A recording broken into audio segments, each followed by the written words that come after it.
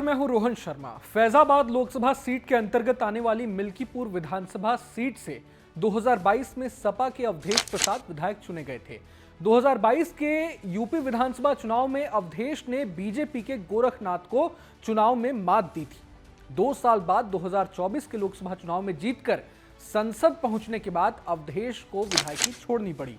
आपको बता दें कि पिछले साल 4 राज्यों के विधानसभा चुनाव के साथ ही मिल्कीपुर सीट पर उपचुनाव होना था, लेकिन 2022 के विधानसभा चुनाव में इसी सीट से हारने वाले बीजेपी कैंडिडेट गोरखनाथ द्वारा चुनाव में धांधली के आरोपों को लेकर दाखिल की गई याचिका के चलते यह मामला हाईकोर्ट पहुंचा था और इस वजह से पिछले साल यहां उपचुनाव को टाल दिया गया था।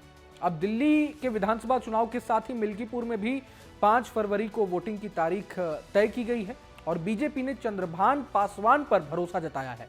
खास बात यह है कि चंद्रभान पासवान भी उसी पासी समाज से आते हैं जिससे सपा सांसद अवधेश प्रसाद ताल्लुक रखते हैं। पासी समाज दलित वर्ग के अंदर आता है, आपको बता दूं। हालांकि इस बार सपा की तरफ से अवधेश प्रसाद के बेटे अजीत प्रसाद चुनावी मैदान में है, लेकिन दलित वर्सेस दलित कैंडिडेट की इस चुनावी लड़ाई ने मुकाबले को बेहद दिलचस्प बना दिया है। ऐसे में सवाल यह उठता है कि बीजेपी ने चंद्रभान पासवान पर ही भरोसा क्यों जताया। सवाल यह भी कि क्या अखिलेश के पीडीएफ फॉर्मूले की बीजेपी अपने इस दलित कार्ड से काट निकाल पाएगी। पहले बात बीजेपी के उम्मीदवार चंद्रभान पासवान की कर लेते हैं। बता दें कि चंद्रभान रुदौली से 2 बार जिला पंचायत सदस्य रहे हैं। अभी इनकी पत्नी जिला पंचायत सदस्य हैं। चंद्रभान पासवान का पूरा परिवार साड़ी के बिजनेस में काफी सक्रिय है। वो रुदौली में भी साड़ी का कारोबार करते हैं और पिछले 2 साल से मिल्कीपुर विधानसभा सीट पर काफी सक्रिय हैं। बीजेपी प्रत्याशी चंद्रभान पासवान पेशे से अधिवक्ता हैं और खास बात यह है कि पहले से ये लोग कयास लगा रहे थे कि मिल्कीपुर सीट पर पासी वोटों के सियासी समीकरण को देखते हुए बीजेपी भी किसी पासी समाज के नेता पर ही दांव लगाने की तैयारी में है और अब प्रत्याशी के ऐलान के बाद ये बात सच साबित हो गई है। मिल्कीपुर सीट पर सपा कैंडिडेट और अवधेश प्रसाद के बेटे अजीत की कितनी मजबूत पकड़ है, ये भी जानना जरूरी है। तो बता दें कि अजीत साल 2010 से समाजवादी पार्टी में सक्रिय हैं। सपा की प्रदेश कार्यकारिणी के मेंबर भी रह चुके हैं। अजीत प्रसाद अपने पिता के लिए विधानसभा चुनाव में रैली और जनसभा के जरिए समर्थन जुटाते नजर आ चुके हैं। लोकसभा चुनाव में भी पिता अवधेश प्रसाद के लिए उन्होंने प्रचार प्रसार की कमान संभाली थी, लेकिन ये पहला मौका होगा जब वो खुद चुनावी मैदान में उतरेंगे। इससे पहले 2017 में भी सपा ने उनको जगदीशपुर से उम्मीदवार बनाया था, लेकिन कांग्रेस से गठबंधन होने के चलते ये सीट सपा को छोड़नी पड़ गई। आपको बता दें कि अजीत प्रसाद जिला पंचायत सदस्य का चुनाव लड़ चुके हैं, जिसमें उनको हार का सामना करना पड़ा था। हाल ही में सपा सांसद अवधेश प्रसाद ने कहा था कि सपा और मिल्कीपुर की जनता अजीत प्रसाद को जिताकर बाबा साहेब अंबेडकर के अपमान का बदला लेगी। अब मिल्कीपुर सीट के जातिगत समीकरण की बात करें तो इस सीट पर कुल मतदाताओं की संख्या करीब 3,23,000 है। दलित समाज के कुल 85,000 वोटर्स हैं, जिनमें अकेले 57,000 मतदाता पासी समाज से आते हैं। इस सीट पर पिछड़े वर्ग के 84,000 मतदाता हैं।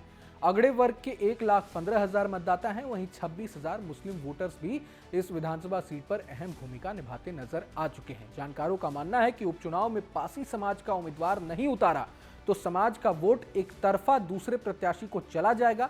वोट बैंक की ताकत के कारण ही बीजेपी ने भी पासी समाज के प्रत्याशी पर भरोसा जताया है। हालांकि इस सीट के 57,000 से ज्यादा पासी मतदाताओं में अवधेश प्रसाद की मजबूत पकड़ मानी जाती है, लेकिन एक्सपर्ट्स का मानना है कि मिल्कीपुर उपचुनाव के नतीजे पॉलिटिकल परसेप्शन बदलने वाले होंगे। इसलिए योगी सरकार और बीजेपी ने मिल्कीपुर में कुंदरकी से भी बड़ी जीत की रणनीति बनाई है। गौरतलब है कि मिल्कीपुर के विधायक रहे अवधेश प्रसाद ने अयोध्या में रामलला की प्राण प्रतिष्ठा समारोह के कुछ ही महीनों बाद हुए लोकसभा चुनाव में जीत दर्ज कर पूरे देश को चौंका दिया था। इसके बाद से ही अवधेश सपा सहित पूरे विपक्ष के पोस्टर बॉय बन गए थे। हालांकि इस चुनाव में अवधेश की प्रतिष्ठा दांव पर जरूर है। कांग्रेस की बात की जाए तो उसने सपा को समर्थन देने का ऐलान किया है। यहाँ एक बात बीजेपी के फेवर में जरूर है। ध्यान दें तो मिल्कीपुर में साल 2022 के विधानसभा चुनाव में सपा के अवधेश प्रसाद ने जीत दर्ज तो की थी। उन्होंने बीजेपी के बाबा गोरखनाथ को हराया भी था, लेकिन इस चुनाव में अवधेश प्रसाद को 1,03,905 वोट मिले थे, जबकि बीजेपी के बाबा गोरखनाथ को 90,567 वोट मिले थे। मतलब सपा और बीजेपी को मिले वोटों में ज्यादा अंतर नहीं था। साल 2017 के विधानसभा चुनाव की बात करें तो मिल्कीपुर में बाबा गोरखनाथ ने जीत दर्ज की थी। उस वक्त उन्हें 86,960 वोट हासिल हुए थे, जबकि सपा के अवधेश प्रसाद को महज 58,684 वोटों से संतोष करना पड़ा था। बहरहाल दोनों पार्टियों के बीच सीधा मुकाबले में जनता किसकी साइड रहती है, ये देखना बेहद दिलचस्प होने वाला है। पूरे वीडियो को लेकर आप क्या सोचते हैं हमें कमेंट बॉक्स में जरूर बताइएगा। अगर ये वीडियो पसंद आए तो लाइक करें और चैनल को सब्सक्राइब जरूर कर लें। बाकी तमाम बड़ी खबरों के लिए देखते रहें न्यूज नेशन। नमस्कार। न्यूज नेशन अब व्हाट्सएप पर खबरों की ताजा अपडेट के लिए न्यूज नेशन के इस क्यूआर कोड को स्कैन करें।